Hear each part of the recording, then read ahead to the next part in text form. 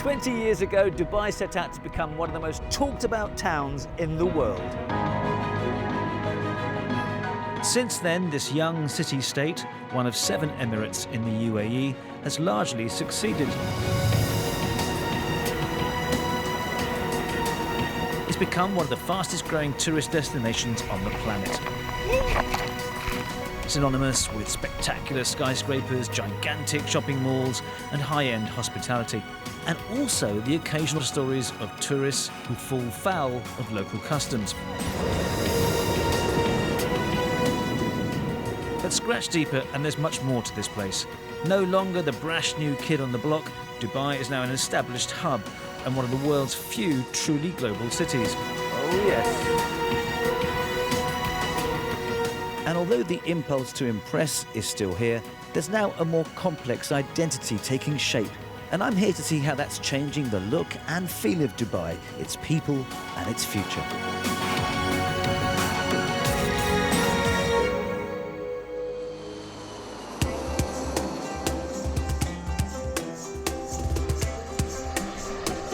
Aviation is at the very heart of Dubai's growth.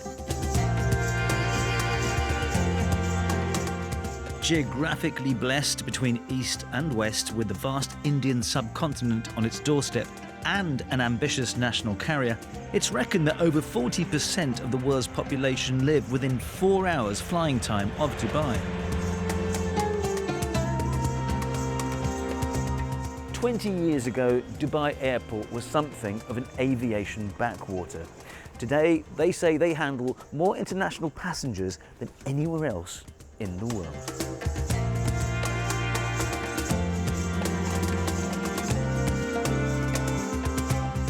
A couple of years back, we were looking ahead and seeing a 5 million number. Now 5 million, we consider 5 million as you know, as a very low and very mild traffic. In August, we broke a record of more than 8 million per month. The numbers may have grown at an eye-watering rate, but this is basically a city airport. And as that city has grown, land has become expensive and scarce. So the usual Dubai solution of simply building bigger isn't an option. You could say that the airport has become a victim of its own success. The solution? Well, investing in new technology to cope with the projected 100 million passengers who they reckon will pass through here by 2020. All coordinated here in this new airport operations centre, which they say is the largest in the world. We have infrared motion sensors in the ceiling to detect any movement of passengers. And those sensors can tell each individual person, they can separate them. They can separate as once the passenger enters the queue, the white dot turns into red dot. Airport staff can access real-time data about passenger numbers anywhere in the terminals. Oh, Bob, hello. The data helps predict potential surges that could slow the whole process down. But it doesn't, they insist, identify individual passengers. Okay, it's going to be busy here in the next 10 minutes. We need to get more desks open. Hi, how are you? Yes, sir. Go ahead. What's happening at the airport is symptomatic of the city, really. The rush to develop has brought its successes, but it's also created challenges as the demands on Dubai's infrastructure have grown. Congestion can be the bane of this city, where the car is king. But a solution lies through more innovation. Following trials in America, Dubai says it's got plans to build a super-fast hyperloop between here and Abu Dhabi. And they reckon this could be the only place in the world where you'll soon be able to hail your own flying taxi. There's also a drive here to encourage the use of more sustainable energy, like here on a public beach with these futuristic-looking solar palm trees. Those are the panels up there soaking up the sun's rays. You can get a bit of shade from them too. But more importantly, there's free Wi-Fi. And with this screen, you can check the weather, exchange rates, and really usefully on holiday, you can take selfies. But what I like most of all is that you can just sit down here, take in the views, and charge your phone. Check your emails and whatever else, all thanks to the power of the sun.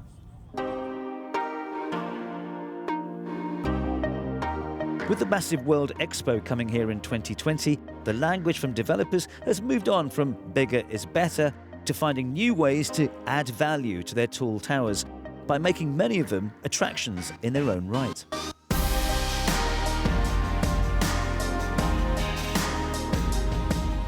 This two-tower complex of apartments, townhouses and a hotel is due to be finished by next year.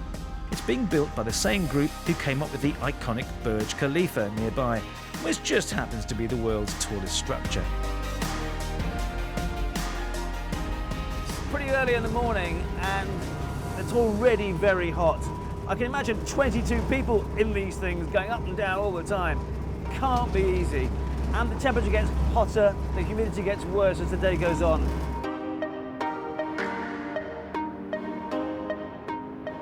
Look at that view, that's just incredible.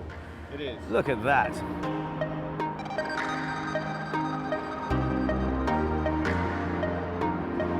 I've got to say, I'm feeling a little bit giddy up here. It's quite high up, isn't it? It is. But you get accustomed to it. You get used to it, do you? Do you want us to look down? Yeah. Okay. Well,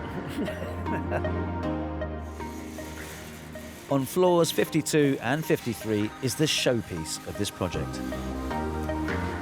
It is quite astounding to think that this bridge section, which connects the two towers, started life on the ground and was then hoisted 200 meters up into the air. Just to give you an idea of the scale of that, this section weighs more than a fully laden A380 Super Jumbo jet. What a feat of engineering.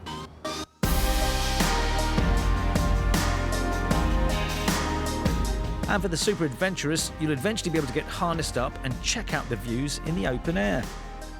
So this protrudes out some 27, 28 meters. The experience here will be that you can walk all the way out with unhindered views over to Zabil District, Dubai Creek Harbour. So it's a new addition, a new sort of visitor and observation experience that we don't have in Dubai or even in the region.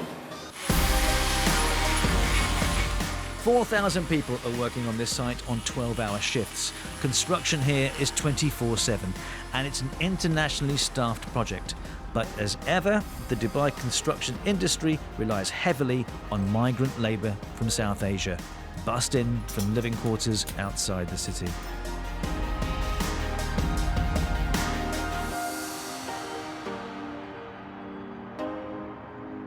It is hard to believe that 15 years ago this downtown area was pretty well empty. Today they like to think of it as the most prestigious square kilometre in the world. But isn't there a limit to all these bolder, bigger, better aspirations? Dubai is famous for being the city of superlatives, the tallest this, the biggest that. Is there any more to it than that? What do you think? There is. Yes, there is that perception there. However, we as developers, we always look to strive, where can we add value? What is unique? So it is not just a matter of bragging rights, it's all about the quality. There's a lot of thought that goes into the developments that we choose. All of this may never convince those who think of Dubai as a vapid shrine to consumption and unfettered growth. But whatever your views on Dubai's addiction to record-breaking construction, it's also a calling card for the emirate, the very reason why many tourists come here in the first place, which gives it a business rationale too.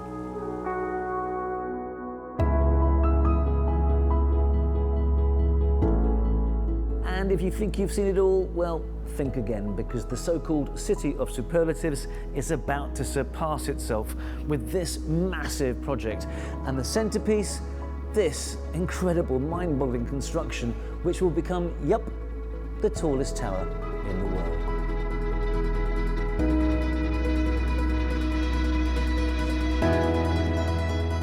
As ever, the scale of ambition is breathtaking, but subtlety and understatement has never been Dubai's strong suit.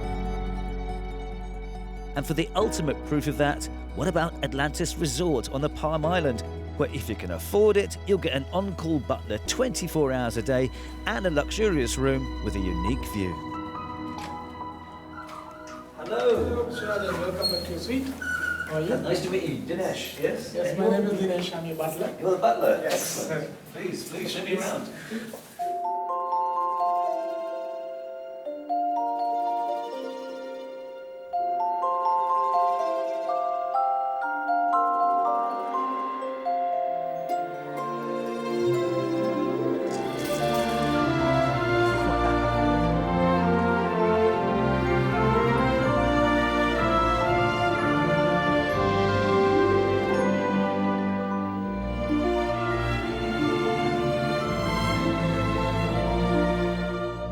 I'm presuming he doesn't live there permanently. Mind you, he does sound like he has to be on standby at all times, like Dinesh himself. To be honest, the guests who staying this kind of suite, of course, they're quite demanding because they are rich and wealthy, and they just don't want to wait for things to delay. Example, sometimes they might ask you, okay, when I'm having a breakfast, I want to see the diver coming holding a board, good morning, or impress his partner, because when she wake up, first thing is she want to see that one, so we have to wait when she wake up. So all this thing, then we have to inform them to come down now. The time you should be there, so then only they'll be getting the full happiness on that one. So we'll make it happen somehow. But not everyone can afford to, or indeed wants to, enjoy this level of indulgence. Just maybe bigger, better, bolder isn't everyone's cup of tea? Which takes us to a paradigm shift I think is taking place in Dubai, away from mega luxury towards more authentic pleasures, which may help in changing perceptions of the Emirate as a mere 3-day stopover destination, or indeed a blinged up blowout for the world's rich and famous.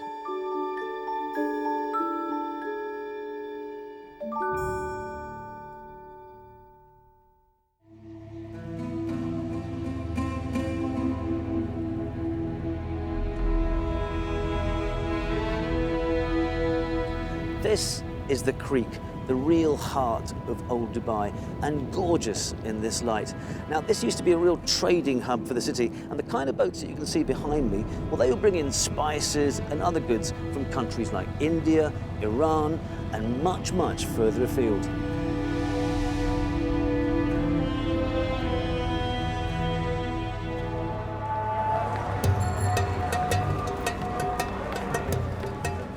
Now this is my personal favourite part of Dubai, the Old Town, where you get a real sense of the past, and it's a contrast to the skyscrapers and shopping malls downtown. What is this? This is cinnamon. Cinnamon, yeah, I recognise that. Yeah, very good. And like this one, this is turmeric. Turmeric, yeah, very good for cooking, And very this good is- for cooking, Yeah, yeah. this one is for cooking, and this is for the face massage. For the face massage? Yeah. Oh, okay. And what is this? It's a long piece of wood, what is it? This is wood It's a cinnamon. Very good. is the difference? You're testing me, aren't you? I don't know, tell me the difference. That's bigger. Big and this is small. Is that it? Yeah. Frankly, if I hadn't stopped him, I think he'd have taken me through every single spice in the shop. This one, the people for smoking and for soup. Of course, if you're into bling, you don't have to go too far to find that here too. But to find authentic arts and crafts 21st century style, then you'll need to venture even further from the glitz and skyscrapers and head to the gritty Al Qus industrial area, where a flourishing warehouse-based community art scene has sprung up.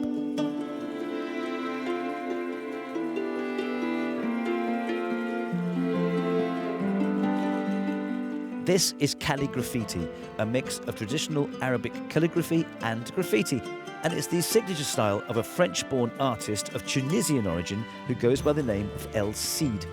He's taken his unique approach to street art around the world with astonishing results, including this monumental project he created in a working-class district of Cairo.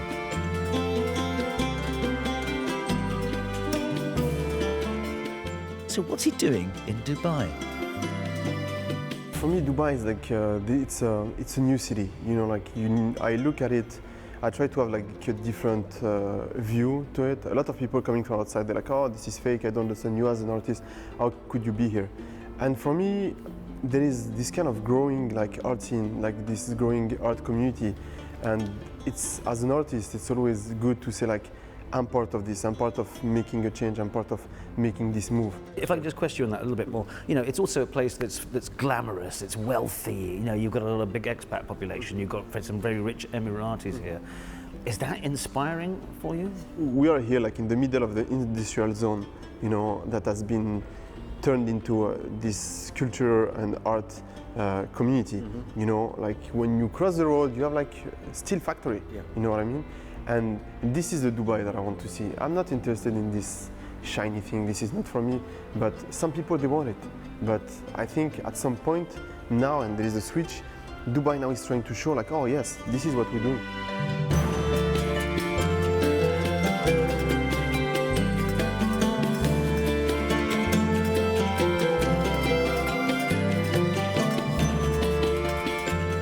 Some people love Paris, I love Paris, some people hate Paris.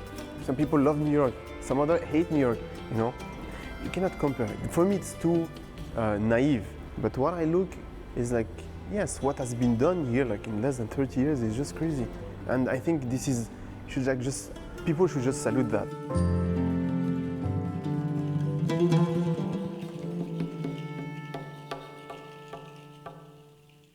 While the artists in Al Quoz are busy feeding the soul, many locals and expats here in Dubai are also now keen to exercise their bodies. Some of them in the most quintessential Emirati locations. Now, you wouldn't normally associate Dubai with cycling. In fact, riding through the Dubai rush hour is definitely a no-no. But the sport is becoming increasingly popular here, and that is thanks to facilities like this, the Al Qudra cycling track. It's long, smooth, purpose-built and flat as a pancake. In a country not famed for its exercise culture, these days many locals are now getting into a whole range of sports. And in case you're wondering, I'm going to leave this one to the experts. Hi, I'm Omar Masri. I'm a wakeboarder in Dubai.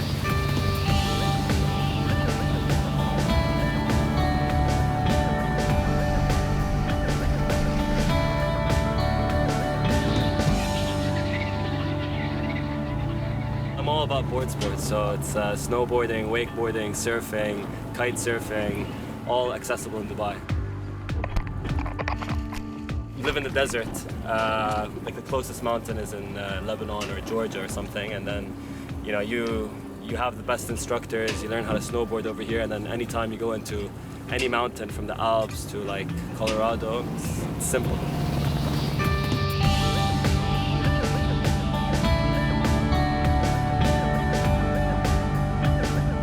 So the younger generation is actually crazy here in Dubai. They're crazy when it comes to extreme sports. They're trying to compete more internationally. It's really nice to see. The vibe of the city is all about work hard, play hard. You know, it's you put in so many hours at work, so the little time that you have left, you don't want to waste it just lulling around.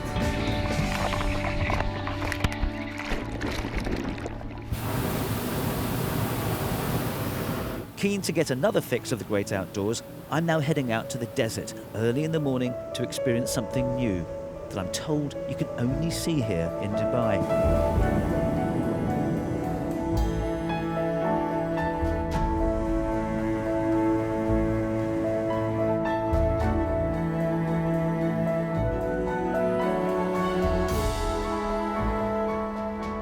It's a new twist on traditional Arabian Falconry, and I hear it's going to be truly breathtaking. 2,500 years ago, the Bedouin relied on the falcon the way you and I rely on the supermarket, you know? So the falcon was used to put food on the table. So traditionally the way it worked, although it still happens today, birds from Europe and Asia migrate over the Middle East on their way to Africa. So it was on that migration was when the Bedouin would have trapped their falcons from the wild and then just really used them for the winter months. At the end of winter, they would untie the birds and release them back to the wild. A really beautiful system, yeah. Just borrowing the bird for a while and then letting her go back again. Okay, we're about to release Oberon from the basket. Okay, so what's going to happen next is I've untied him. You'll see he's wearing a transmitter on his tail. That's really, I can go find him if he flies away.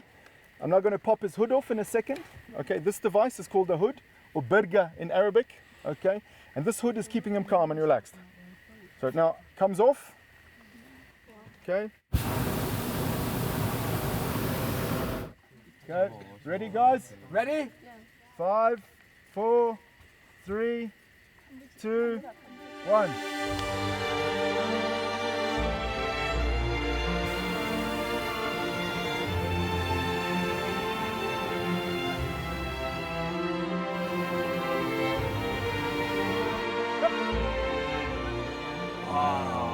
Amazing. Hey, found you. Oh, good boy. You. Well done. Do you want to go, bro? Do you want to try this? Yeah, I'd love to. Yeah. Let's try.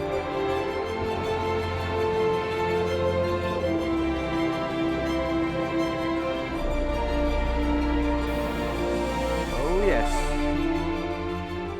Peter has helped to hand rear these birds from birth, and the bond of trust between them is vital. It's clear that for him, the falcon's welfare is paramount, and months of work has gone into training the birds to get them used to the sights and sounds of the balloon and its passengers. If practiced correctly, these birds are in good shape. Essentially, the bird is not suffering. Absolutely not. What more could you ask for? Unique experience, and what a beautiful animal.